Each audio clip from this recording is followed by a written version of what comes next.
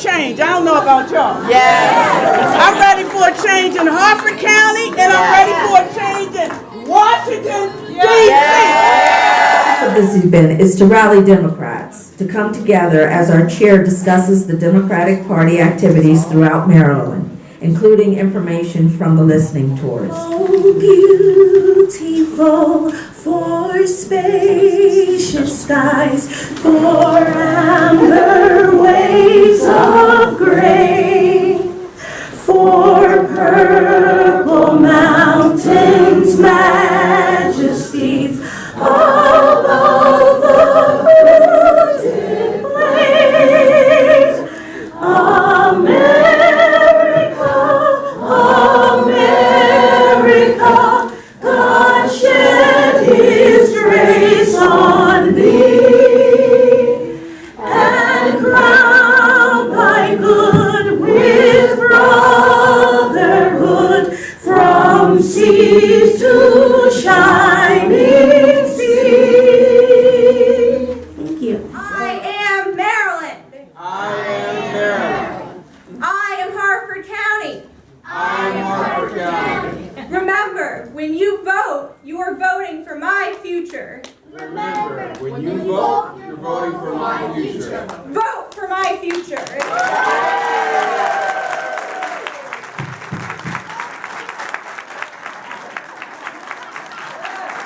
Of all of the clubs and the Central Committee as well. So I just want to say again, thank you and welcome. The African American Diversity Leadership Council is one of the diversity leadership councils that Denise was talking about. We have two active right now, from my understanding, in Harford County, and that's the veterans, and that is also the African American. And so it's an opportunity to start some things up. We have a whole list of diversity leadership councils that you can become a part of, and we're looking for people who are willing to take leadership in these areas. And so you would need to contact the state party office in order to find out the chair, and Eva Lewis, it would be the person. He's giving me a 15-second sign. So again, thank you, and I'm going to pass it to you. Hey everybody, I'm so excited that you're all here. Thank you all.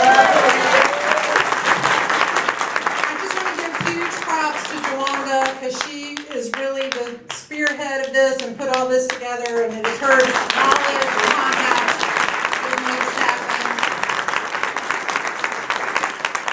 happen. Now I do want to state for the record that we are nonpartisan. So we have also extended invitations to the Republican Party and the Green Party. However, we are realists and we understand that the issues that we care about are primarily supported by Democratic candidates. So we are thrilled to have them here to talk to us. We'll have an opportunity to do a meet and greet later. And I just want to, just a quick show of hands. Who went to the Women's March? Woo! Because that kind of kicked us all off here. We took 3 bus loads from this red desert. That's right. And we have just been going nonstop since then. We're on our 5th forum town hall that we've held. Our last one was on disrupting the school to prison pipeline. We have been at every single Board of Education meeting since October, and the horrendous event that happened at Bel Air High School where the kids spelled out a terrible word during Scrabble Day. So we are here, we are present, we are paying attention to what's going on in our neighborhood, and we are here to make a difference and to make it better.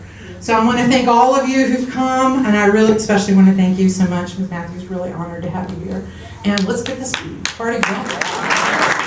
Let's get the party going. Let's get the party going.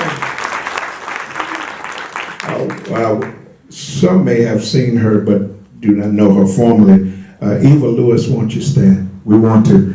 She provides direction for us, for all of the central committees and even clubs and everything. If you need any information, just contact our office. She has a steady reply. Anyhow, when you look at what happened with Carter Lamb, he came in, he had a good resume, he had energy, he had enthusiasm, but he did it in the grassroots.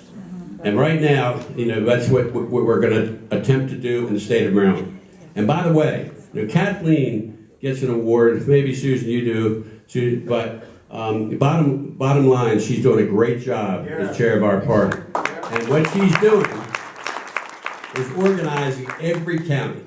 Now, there are only 3 of us that are Democrats elected official in Harford County. That's pretty sad. Mary Ann, myself, and who else? Jason Robinson on the council in Haverty Grace. And that's it. Now, we're going to turn that around? Oh, yeah. But how do we turn it around? We vote, find your vote and vote it, but you've got to get your friends. And we got to get some Republicans to come over. But, I think, and correct me if I'm wrong, I still think that the voting turnout for Republicans and Democrats is about 50-50 in this county. Is that true, Marion? Do you know? So right now, if there was ever a chance, is to do it, okay? Kathleen, too, I want to thank you for all you've done, the fact that you're here. You live in Montgomery County, and you are not forgetting my district, Marianne's district, to come here and to let people know what you're doing and what we need you to do to win. And that's extremely important. Jawanda, Reverend Hunter, is it Delana? Thank you for coordinating this. It's not easy, but a lot of people came up. To think that we'd have these many people, these many Democrats on a Sunday afternoon with the NCAA tournament going on, this is pretty positive. And I really... This is what they call crossover week in Annapolis, which means I got home late last night and I got to go back tonight because this is when all the bills have to be over, and I think I've got 12 bills going to the Senate, so we're working. I want you to know that the Democratic House and Senate caucus are working so hard because we are trying to give Democrats really good things to go out and campaign on, because that is really what it's about. We are working really hard for the men and women of this state. We really are. And because we're going back to basics, just like you said, Congressman, we're going back to the basics of working men and women, our base, our Democratic base. And I have to tell you, it was a little weird being introduced by a congressman, because we are so very lucky to have Dutch Ruppersberger in Congress.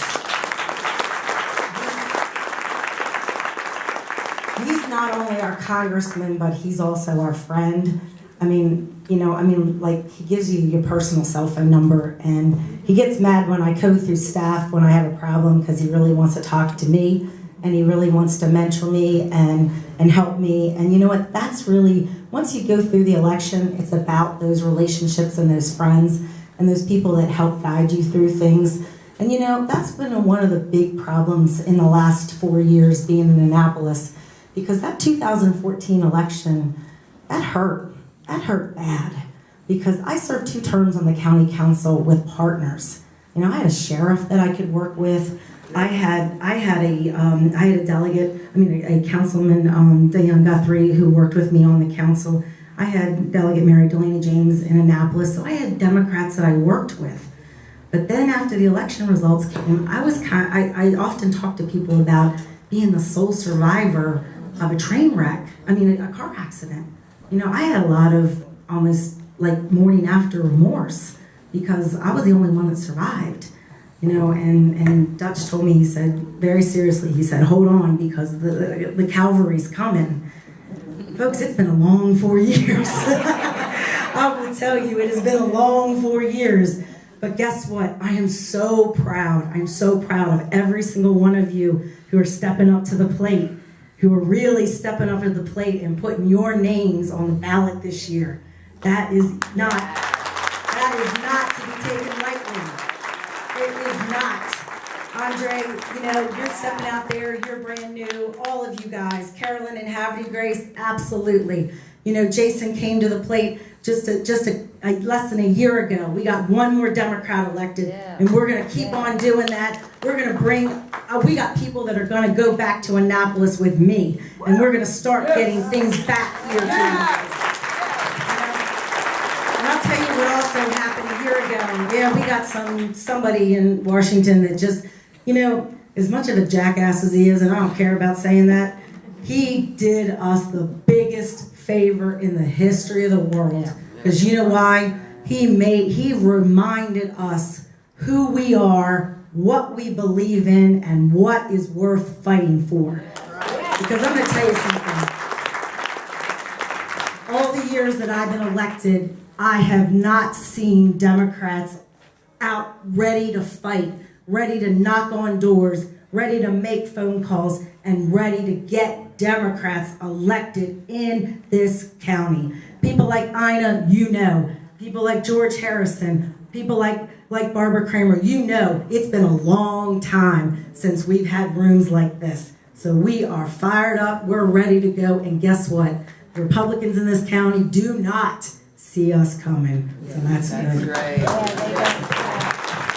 Now, we're all here to hear from the leader of our party, Kathleen Matthews. Let me tell you about my first meeting with Kathleen. I had heard a lot about her because in her own right, I mean, she's a Fortune 500 executive. She has an amazing background as a dynamic professional executive, and she's had a fabulous career.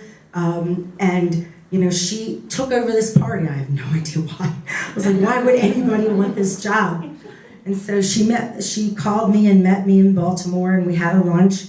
And she said, look, I am going to organize this party, and I am going to change the way we do things. And I thought, good for you.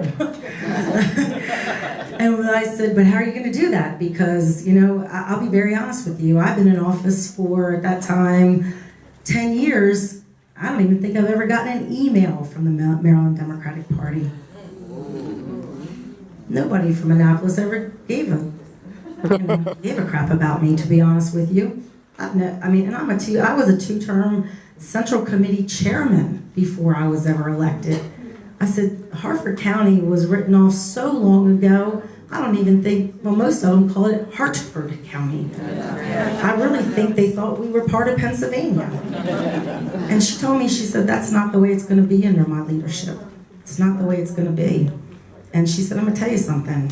I'm not going to be the chairman that they're going to say, oh, she's another one passing through, and Larry Hogan's going to get reelected, and you know, that's not going to be the story when I leave.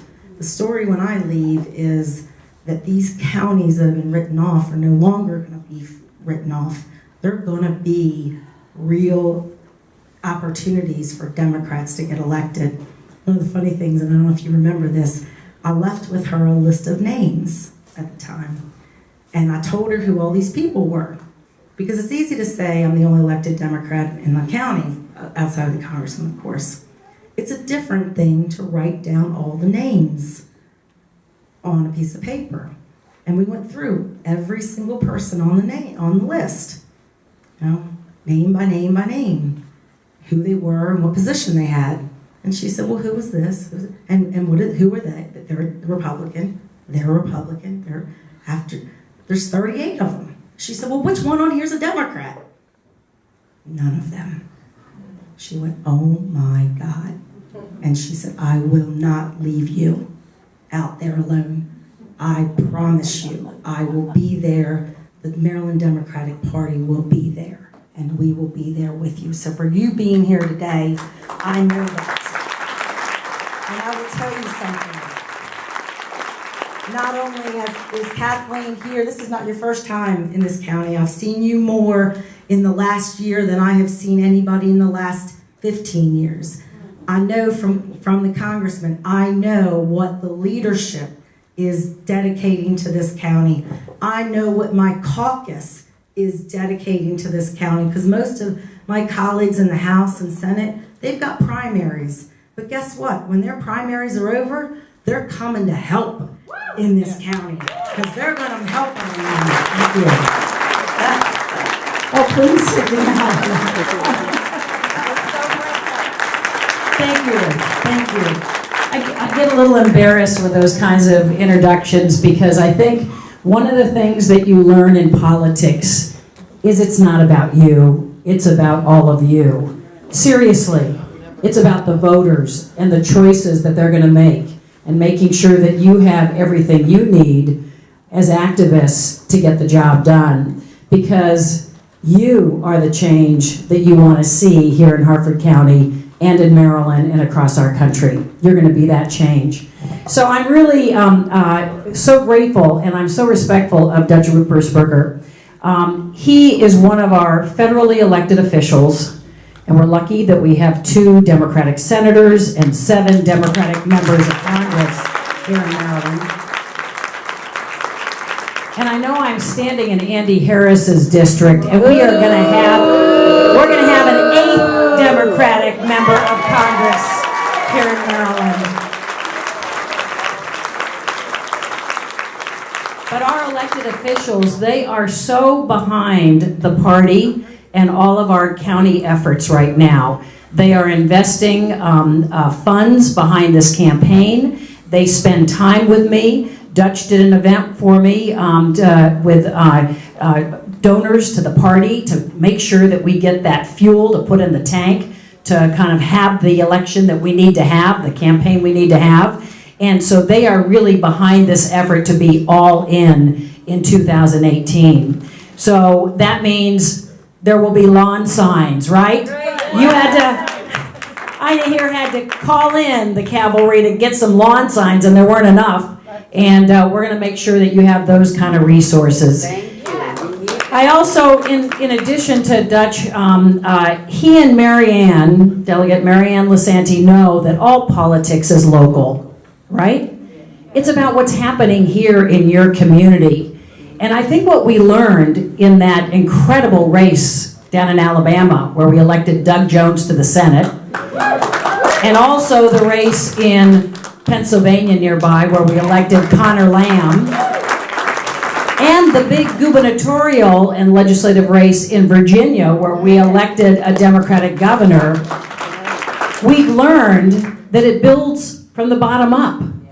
That it's not just a top-down process, but the energy comes locally. It comes in your local elections. And that's why it was so important and why we worked so hard. And Eva Lewis, who is my partner on this, was on the phone with Reverend Cordell Hunter to make sure, do we have anybody for this seat? Who's running for that seat? We can't have an open seat. Trying to recruit people to be able to run in all of your local elections, because it's the energy around those local elections that's going to help us elect a Democratic governor in 2018. And so we want to win up and down the ballot. I'm really thrilled that we have 2 lieutenant governor candidates here today. Would both of you please stand up? Susie Turnbull and Sharon Blake.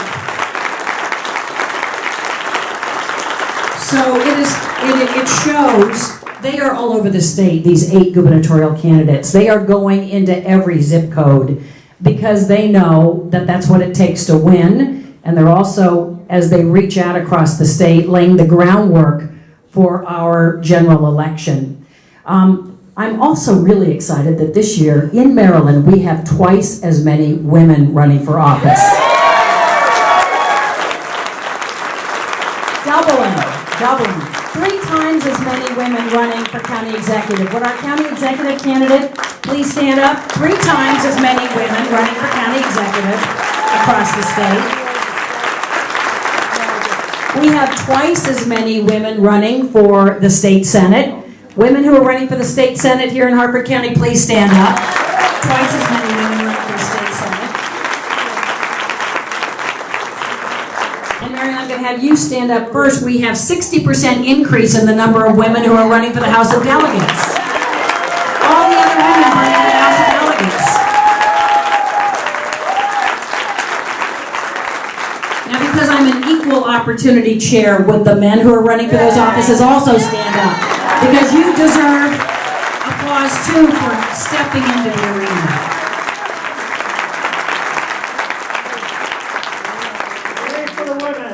So, it's exciting because it takes everybody to win. And that's why I'm so thrilled at the partnership that I see here today. And that's what we've been trying to build for the past year, and I've been in this role for about a year. We've been trying to build this in every county. We can't win if we just rely on our Democratic Central Committees. They need partnership with our Democratic clubs because there's a lot of energy there. And they need a partnership with all of the new progressive organizations like Together We Will. Right? So whether it's Together We Will, Indivisible, Our Revolution, across the state, we have been reaching out to those progressive groups and saying, we have the same goals, we have the same prize in mind. And maybe you've been frustrated with your Democratic Party, but look at what the values are that we share and focus on that, the values that we have in common and the results that we all want to get. And that's how we're going to win. It's through unity of all those different constituencies that the Democrats will win. So you today in this event are actually showing how that's going to work through the primary, but then also the day after that primary, dusting off our shoulders, looking forward and getting behind our Democratic nominees from the gubernatorial through the legislative races and on into our local county elections. That's going to be the important thing. So I want to hear all of you here today saying you're going to get behind our Democratic nominees after June 26th and work together, because together we will win back this state. This started actually when I was here in Hartford County, and I came to speak at the Democratic Club, and there was a good crowd there on a weeknight for that club dinner. And actually it was Jawanda who followed me out the door, and she said, "Can I talk to you? I need to talk to you." And she followed me out to the parking lot, and by the time we got to my car, here you are, stand up, Jawanda. She said, you've got to talk to all the groups here in Hartford County, and we've got to bring them together. The African American Democratic Club, the Democratic Club, the New Democratic Club, the Central Committee, we've got to bring them all together. And I want to thank our Central Committee Chair, Cordell Hunter, because he was all behind that. He knew that he couldn't, in the Central Committee, do it alone. So kudos to all of you for pulling this together, because you really made this happen, and you're going to be the glue that's going to keep it working for all of us. A round of applause for all of them.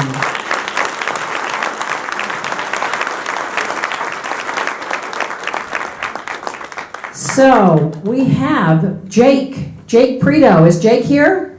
Right here. There we go. Running for Congress in the 2nd District. Okay. So thank you, Dutch, because this shows the vibrancy of what our democracy is all about. Competitors giving each other recognition and then working together ultimately after our primary. So this is what we've been doing. It's been about listening. So as I met with Dutch early on and the other members of Congress and listened to them about what they thought we had learned from the election in 2016 and the gubernatorial legislative races in 2014, and then meeting with people like Mary Ann to really understand what's happening here in Hartford County and the opportunity that we've left on the table up here, we decided that we needed to go out and listen across the state in every zip code. And so we pulled together the resources to be able to train our central committees, and in many cases train them in partnership with Democratic clubs and progressive groups, to be able to do a phone bank and deep listening canvas across the state. So in all 24 jurisdictions, Baltimore City, and then the 23 counties across Maryland, we have been talking to voters in a way that we've never done before. 15, 20-minute conversations on the phone, door to door, mostly door to door. We've knocked on more than 50,000 doors or phone calls. We've talked to 5,000 voters, which is 5 to 7 times more than any poll you would do across the state. And we didn't tell people, we're from the Democratic Party and here's what you got to do. You got to go vote for Democrats. We said, we're from the Democratic Party, and we know that we probably haven't been listening to voters the way we needed to.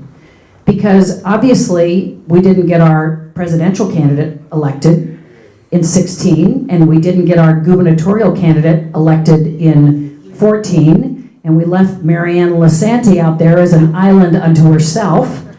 So we obviously got it wrong. So what is it that you're looking for in your Democratic Party? What is it that you've not seen there in your Democratic Party? What is it that you've heard from Larry Hogan about what he would do that you liked? What is it that you see him doing now that you like? What are the issues that drive you, that you care about, that you talk about at the dinner table? And that was the conversation we had with voters. We didn't tell them you got to vote Democratic in 2018. We said we're here to listen to you. Tell us about what's happening in your communities. And so from those 5,000 conversations, we've been able to map the state. And it's really interesting because we believe the issues we heard from people line right up with the issues that Democrats stand for. So let me tell you quickly what those are. Number one, across the state, the number one issue for people is nervousness, anxiety about whether they'll have health care. Nervousness that maybe they will lose the Affordable Care Act coverage they have because Obamacare is the number one target of the Republicans. Nervousness about whether there'll be cuts in their Medicare or their Social Security. Worries about the opiate crisis that they see in their communities. Worry about the high cost of prescription drugs. That was the number one issue across the state. Number two was education. A fear that our public schools are not getting the resources they need to create the programs and pay the teachers what they deserve to have good quality public education. Because we know public schools are the great equalizer. Great public schools make great Americans, great workers. So education, number two. Nervousness that we're losing ground. Number three was economy and jobs. And that was a host of things, mostly around the fact that people have seen that we've gotten actually unemployment down, but there are people who've stopped looking for work. They just got so frustrated with not being able to get a job through the economic downturn and coming out of that. So they're not even counted in those unemployment numbers. Number two, that wages have just been stagnant. No upward movement in wages. And that you don't have the benefits you need, whether that's health care or just getting sick leave. So that was the number three issue. Number four was environment, and it varies across the state. And then number five was just sort of a bundle of issues, a basket of issues around safe, secure, and strong communities. And that might focus on the crime rate. That might focus on immigration, where people feel nervous that people will be sent home, people like the young dreamers who lived in this country for a long time. So nervousness about the immigration issue was kind of part of that last bundle. Now it's interesting, I've got it on my phone here because we also mapped it by congressional district because we wanted to be able to see kind of if it varied depending on what parts of the state. And again, we had enough conversations that we could take a look at that. So Andy Harris's district, CD1. So here we are in CD1, but it goes all the way down the Eastern Shore. Number one issue, what do you think it was?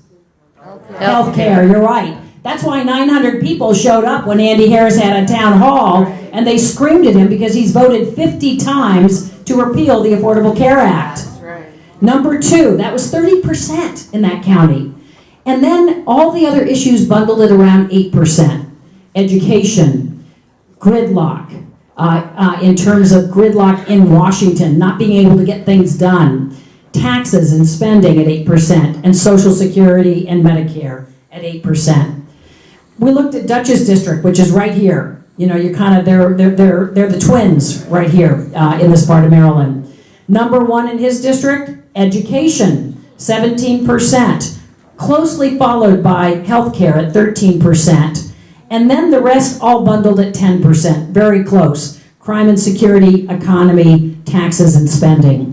So with this, we know what to talk about when we go and try to persuade people to vote Democratic. We have insights as to what communities are saying and thinking. So we know how to frame our message.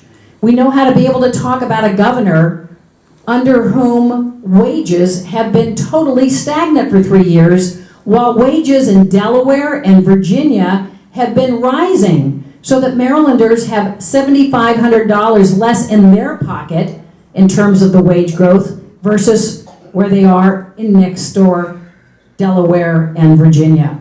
So we know the stagnant wages are a good issue for us to talk about. Number 2, education. We have a governor under whom schools, public schools, have dropped from 1st to 6th place because of lack of funding.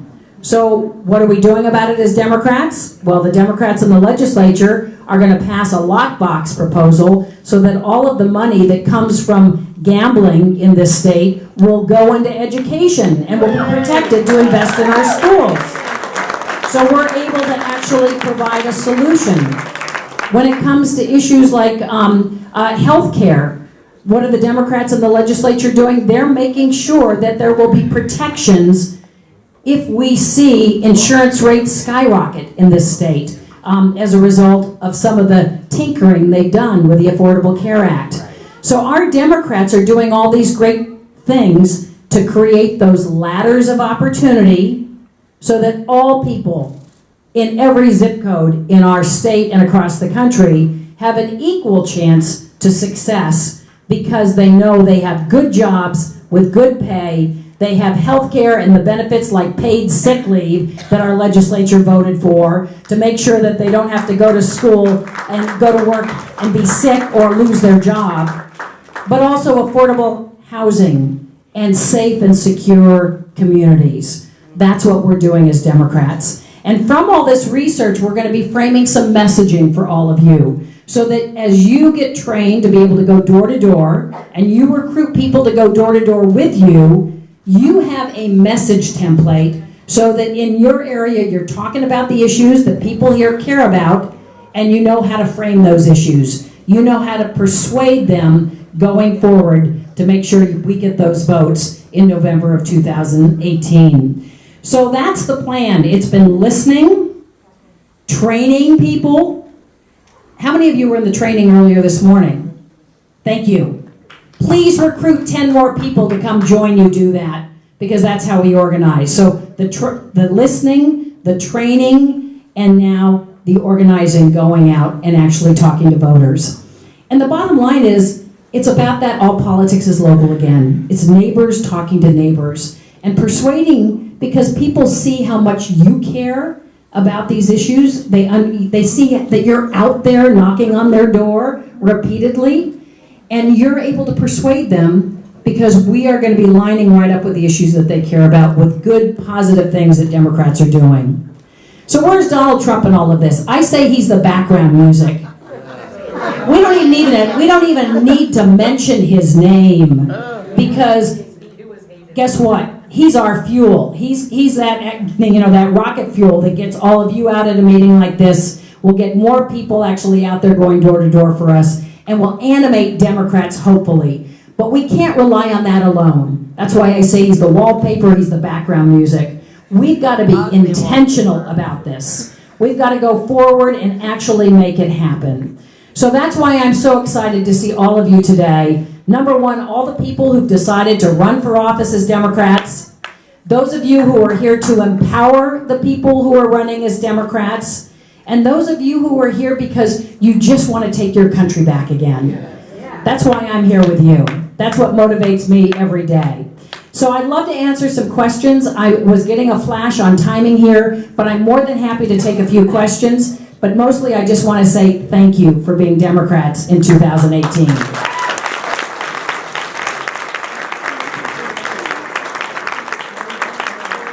Medicare and health care costs for low-income seniors. What will you do to protect us? So I'm going to actually play that thing they do on the game shows. I'm going to bring up Dutch and Marianne here to be my posse up here on these issues, because they're the ones really, in the Democratic Party, we follow the Democratic platform. Preserving Social Security and Medicare has been a tenet of the Democratic Party from our inception. We call that sort of the Holy Grail. We will not let it be abridged, but they're the ones actually fighting in the legislature, and because Social Security and Medicare are federal issues, I'm going to ask Dutch what's going on in Capitol Hill, because I know there is a lot of nervousness around this, because people wonder, how can you give away a big tax cut to wealthy corporations, and what would the budget impact of that preserve things that are benefits for everyday Americans. So, Dutch? First, the tax cut that we're talking about, I think 82 or 83% went to the top 1% or business. Now, we want business to be successful because business creates jobs. But if we could have gotten maybe 3 or 4 points out of that, we could have made such a big difference. And we are not going to sit here and allow Social Security, Medicare, or Medicaid be taken away. Now, we have to fight for that. And that's one of the reasons why we've got to get people to come out so we can get the House back. At least get the House so we have a leverage. If we can have a leverage, we should be okay as far as protecting Medicare, Medicaid, and then Social Security. The Social Security, eventually we will deal with it. It's not in trouble now. Medicare is doing well. Medicaid, there are a lot of issues. The state deals with a lot of that. But it's just about what we're here for today, getting our vote out, letting us get at least the majority back in the House, and I think we'll be okay once we do that. So let's take another one, but just to that point, Donald Trump said he would not touch Medicare or Social Security, right? Do we believe anything he says? And what does Paul Ryan and the Republicans in Congress want to do? They've been wanting to cut these programs from the get-go. This is an unholy alliance there, right? So that's why it's so important to get the House of Representatives back. Let's get a second question. So last week I was here, and we had a gubernatorial candidate who said that Governor Hogan has had such a high approval rating because he is governing like a Democrat, primarily because the state legislature is doing his job. How best do you expose this and counter that? Evidently he's been leaving a lot of bills unsigned so they go into effect, so he doesn't get the negative publicity if he vetoed them, which would maybe be a veto proof. And let me read this other one because I was asked to do that. When is the, very similar. When is the party going to start campaigning against Hochul's approval rating? And when is the party going to purge the superdelegates, this is the first question, that are out of touch with today's progressive movement? And that's from Gordon. So let me address the Hogan question first. We, every day, are out there at the Democratic Party punching Larry Hogan. We have a daily, communication, press release, talking to reporters, tweets, Facebook posts, where we are trying to show voters of Maryland who Larry Hogan really is. The reason Larry Hogan is perceived as moderate is because he usually hides when it's an issue in which he, is uncomfortable and thinks he's not in the mainstream. He is a candidate who campaigned 4 years ago as the candidate who would change Maryland. We argue that Larry Hogan in 3 years has shortchanged Maryland, while Democrats have had your back. And what does that mean? It means that if Larry Hogan knows he's has a stand that is unpopular in the state, such as vetoing paid sick leave, earned sick leave, what does he do? He kind of hides, and then he kind of puts forth an alternate proposal. And what do the Democrats do? They override his veto, and they give you paid sick leave. So essentially, the reason we've been moving forward is because of our Democratic legislature. So I'm going to bring Marianne up here to talk about some other things. But from affordable health care, Larry Hogan was missing in action. He didn't do anything until the day that repeal of Obamacare was dead. Up until then, he said, that's a federal issue. And then on the day that bill was dead, he said, I didn't think it was a very good bill. And that put him, essentially, he thinks, in the mainstream. On education, similarly, the Democrats come forward with a big bill to put the education funds from all the gambling into a lockbox, and he comes up with a watered-down version of that will not be nearly as good. So you can go issue by issue and see how Larry Hogan has shortchanged Maryland. Marianne, why don't you talk about that? Because we believe that although his popularity is at 60%, his reelect is under 50%. And among women, it's even 10 points lower. Okay, women, there's a deficit of 10 points. So that's why we know he is so beatable in 2018. Part of this too is finding out who the real Larry Hogan is. There's the governor that doesn't govern, and then there's the populist Larry Hogan. Yeah, he's a nice guy. He's a really nice guy, and he does a lot of handshaking and things like that. But when it comes to governing, he has not stood up on any of the Chesapeake Bay issues. He's not stood up for healthcare. There's a whole lot of things that we have been trying to stand out there and say, this is the policies that he's done. But I want to go back to the one thing that was said that I need to make a clarification about. There was a question about purging the moderates so that there can be a progressive agenda. I don't know what that means. Actually, that wasn't the question that Okay. we had raised at that moment. We were still trying to talk about. Oh, okay. I'm sorry, because we have a very progressive agenda in Annapolis, but in Harford County, we're a very moderate county.